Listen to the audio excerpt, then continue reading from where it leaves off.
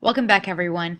We're going to pick up where we left off from our last video, and we're going to start talking about strength testing. Okay, so if we're going to go to our slides, we're going to start with what we call manual muscle testing. Okay, knowing someone's ability to move a muscle is going to tell us a lot about what's going on with the victim, what's going on with your patient. It could help determine if there is a fracture, or it can help determine how severe an injury is. And you'll see on our next slide that everything is based on this scale of 0 to 5, okay? And this helps when you are trying to compare notes. If you work in a clinic or an office and one person sees the victim and they can see that today they were a 3 out of 5, so tomorrow you would want them to go up or at least stay 3 out of 5 and not go down. It kind of just helps you keep track of where your patient is, okay? Because the numbers are the same whether I'm looking at a patient or you're looking at a patient. It's all the same, and it's a little bit less subjective. So here's our chart, okay? You can see that it goes all the way to 5 to 0, okay? 0 being the worst off, okay?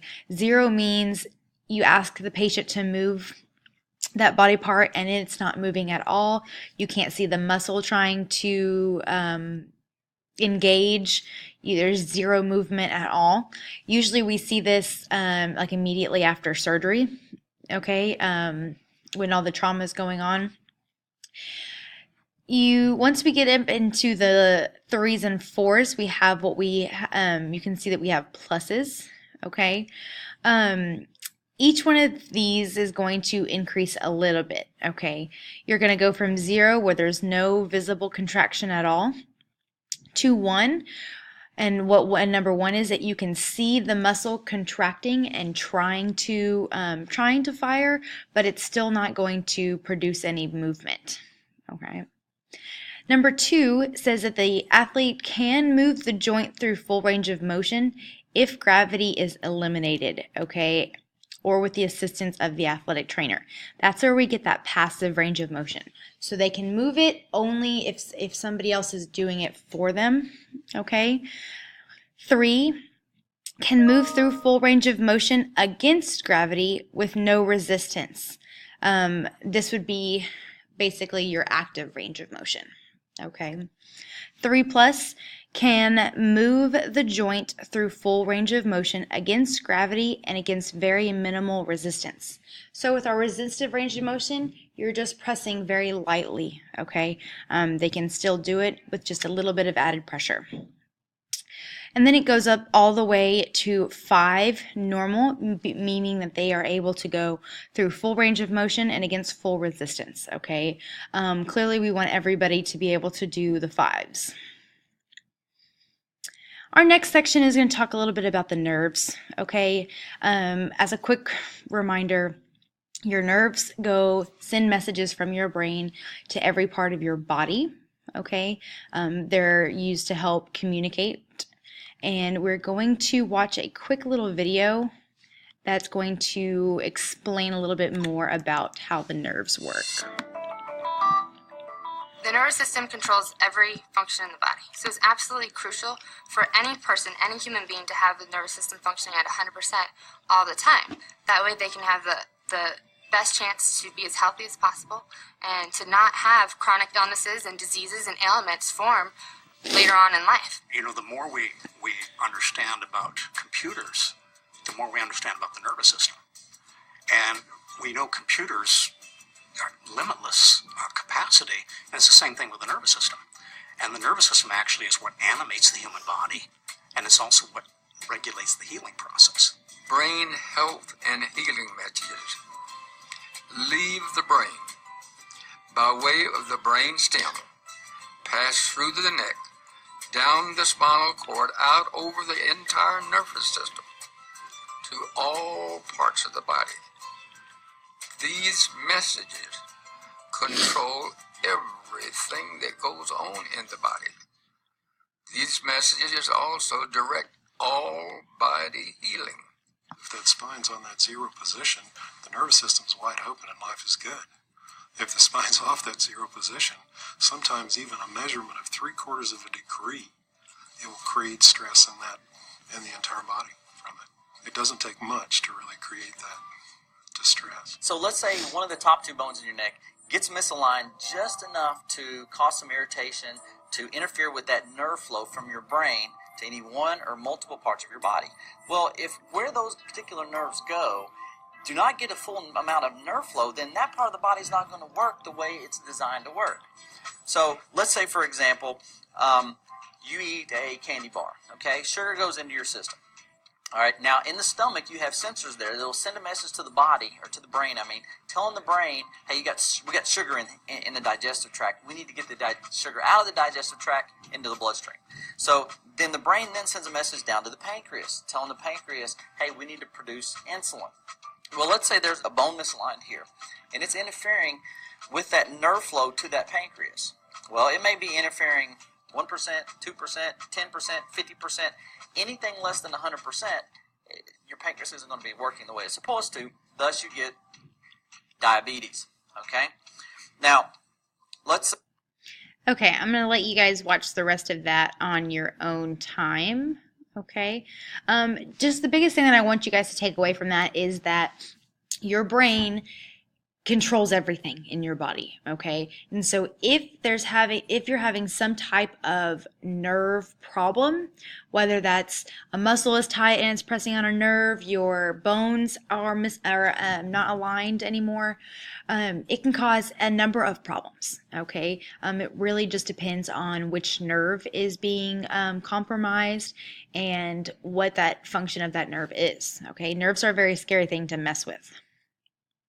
All right, here is just a quick picture showing all the nerves in our body, okay? I know you can't read it, but just imagine all the nerves that are in our body. I couldn't even tell you the number of nerves that we have because it's an astronomical amount, okay? Our next little section is going to be about shock, but I'm actually going to go ahead and skip shock and make shock its own video. And I'm going to skip down to our last section, which talks about fractures. Okay. Fractures are clearly something that we deal with a lot in sports medicine. Okay. It's something that first aid skills come very helpful, and I want to make sure that we have this as part of this chapter. So assessing a fracture, all right, one of the big things that we want to make sure we do is check that capillary refill, okay? Remember we talked about that earlier in our chapter, pressing on the fingernail. Remember that's designed to help us see circulation, okay? The other side of that is we want to make sure the pulse rate, if there's a fracture like our picture here in the arm, you can check that radial pulse and see if it's still strong, okay? Another thing is checking the sensation. Hey, can you feel my fingers, okay? Can you feel me touch your hand, okay? All those are very important because if we have a fracture and that fracture site is moved or what we would call displaced, it can compromise all of that, okay? So there's three main types of splints that we're going to talk about today. The first one is what we call a traction splint, okay? And that's actually what is pictured here on this slide. Traction splints it's 12 o'clock. are used in certain parts of the body. Most commonly, it's going to be used for our femur, all right? Breaking the largest bone in our body.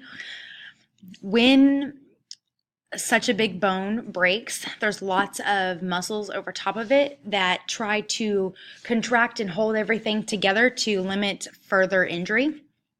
But when that happens, it actually pushes the bone on top of itself instead of it being nice and matching up where it should be. All right. And this traction splint, it's very painful, but it helps actually pull that fracture from on top of itself to back where it belongs, okay? Extremely painful, okay? Our next splint is what we would call a rigid splint, all right? It's made up of stiff material, okay? You guys know that anytime that there's a fracture, we don't want to have extra movement. So we have the rigid splints that help to keep your body from moving more than it should, okay? I do have a rigid splint with me here. It's got some plastic on it, okay? So this would be a forearm splint, okay? We would put it on the victim.